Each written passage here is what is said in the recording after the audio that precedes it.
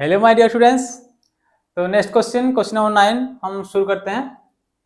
तो in question number 9 it is given that in triangle ABC right angle at B if tan is equal this, इसका value हमारा निकालना है। Clear है? देखो छोटा सा क्वेश्चन है ये। ट्रायंगल एबीसी, देखो triangle ABC right angle at B, ये वाला थोड़ा तुम देखना है, ठीक है। राइट एंगल बी मतलब ये वाला बी लेना है। उसके बाद ये ए बी सी ऐसे लिख सकते हो या ए बी सी ऐसे लिख सकते हो। लेकिन पहले क्या तुम्हारा मेन काम क्या है, राइट एंगल कौन सा है, किस एंगल पे, बी पे, ए पे, सी पे। अगर ए पे होता तो ये वाला ए हो जाता, अगर सी पे होता ये वाला सी हो जाता। समझ रहे हो?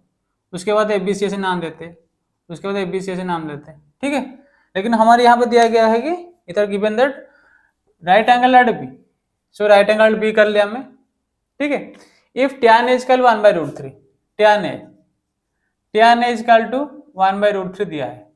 tan है मतलब इधर से देखूंगा ये परपेंडिकुलर, ये बेस, ये हाइपोटेनस, तो क्या ये है, ये परपेंडिकुलर बाय बेस है।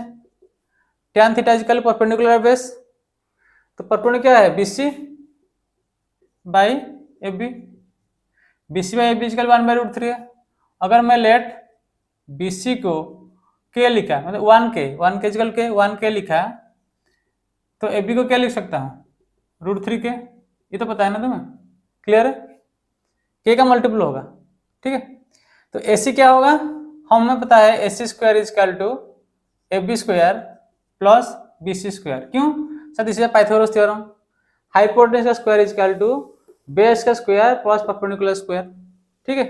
It implies AC square is equal to AB कितना है, √3K का स्क्वायर प्लस सर BC कितना है, सर 1K है, 1K का स्क्वायर, तो कितना हो गया ये 3K square plus 1K square, कितना हो गया 4K स्क्वायर।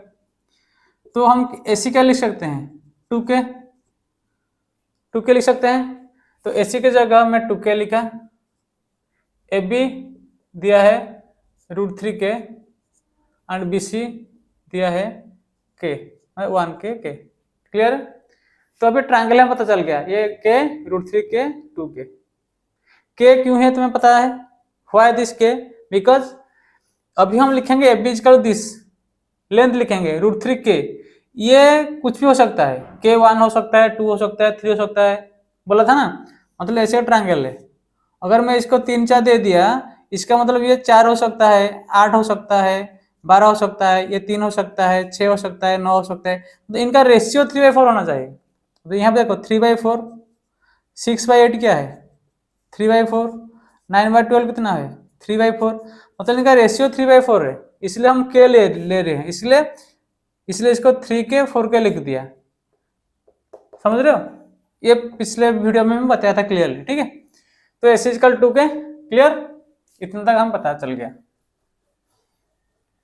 अब हम क्या करेंगे, हमें दिया है साइन A cos C। देखो साइन A का वैल्यू क्या है, पहले निकालना है।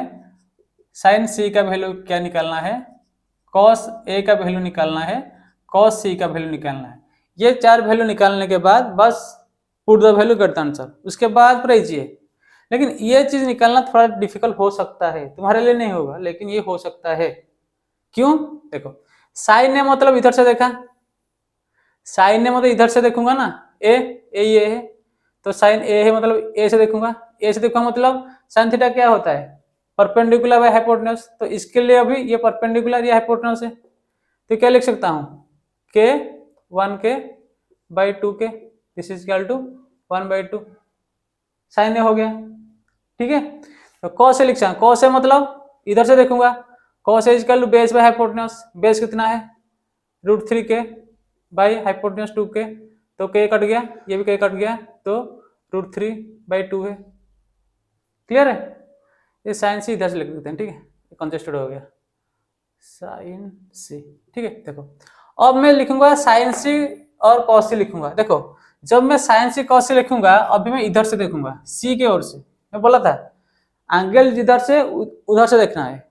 सपोज मैं cos सी देखूंगा, इधर से देखा मैं, ऐसे from this side cos C side, cos theta क्या होता है, बेस बाय हाइपोटेनस, बेस क्या है 1K, ये है, हाइपोटेनस कितना है 2K, K कट गया, तो ये हुआ हाफ हो गया। साइन सी, साइन थीटा क्या होता है?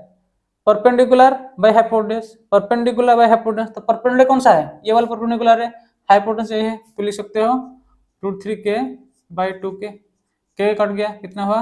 √3/2। क्लियर है इतना तक? तो sine A is equal to half है, साइन सी √3/2 है, कॉस ए इजकल इतना है, कॉस सी इजकल हाफ है। क्लियर? अब तुम बस वैल्यू पुट कर लो। देखो हमेशा याद रखना, देखो अगर तुम इधर से देखा, जब तुम साइन ए मान रहे हो ना, तो ये परपेंडिकुलर ये बेस है। जब तुम साइन सी बोल रहे हो, ये परपेंडिकुलर ये बेस हो जाएगा। समझ रहे हो कि नहीं? इसीलिए वही दिमाग में तुम्हें बैठाना है। क्लियर? ठीक है, तो अब इस क्वेश्चन करते हैं। साइन है, साइन का वैल्यू क्या है? हाफ, इंटू कॉस सी, कॉस सी क्या है? हाफ, प्लस कॉस है, कॉस ए कितना है सर? ये √3/2, इंटू साइन सी कितना है सर? √3/2। तो सिंपल है, ये 1/4 प्लस √3 होगा, 3/4 कितना होगा? 4, 4 कितना होगा? 1 हो गया। क्लियर? खत्म है। ये निकालना इंपॉर्टेंट बात है, ये वाला, ये तो पाइथागोरस से कोई निकाल सकता है, लेकिन ये साइन है, साइन सी, कॉस है, कॉस सी, ये निकालना इंपॉर्टेंट है। ठीक है, तो यहाँ पे देखो कॉस है, कॉस का वैल्यू कितना है सर? √3/2। कॉस सी कितना है सर? हाफ है, माइनस साइन ए कितना है सर? हाफ है, साइन सी कितना है? √3/2। तो कितना हो गया? √3/4 माइनस √3/4, तो कट गया यार, 0 हो गया। तो इसका आंसर 0 हो गया, इसका आंसर 1 हो गया। क्लियर है? समझ रहे हो? Understood clearly? तुम्हें ये वाला इंपॉर्टेंट चीज तुम्हें निकालना था। क्लियर है? देखो सपोज मैं इसको ए दिया, तो इसको लिख दिया 1 √3 2। मैं अगर sine A, cos A, tan A, sec A, cosec A, cot A, जितना सारा ट्रिगोनोमेट्रिक फंक्शन है वो ए की तरफ ए लिखूंगा ना, तो इधर से देखना, उसी केस में ये परपेंडिकुलर होगा और ये बेस होगा। हाइपोटेन्यूज तो बड़ा वाला होगा ही होगा। चेंज हो जाता है यार दोनों केस में। देखो ये ए, ये बी, ये सी है। जब मैं सी की ओर से देखूं, मैं साइन सी, कॉस सी, टैन सी, ये वाला देखना है। जब इधर से देखूंगा तो ये परपेंडिकुलर हो जाएगा, ये बेस हो जाएगा, लेकिन हाइपोटेन्यूज दोनों केस में सेम होगा। इधर से देखा है तो ये परपेंडिकुलर बेस है, इधर से देखा है तो ये परपेंडिकुलर बेस है। वही वाला बच्चे थोड़ा कंफ्यूज होते हैं। क्लियर है? क्लियर?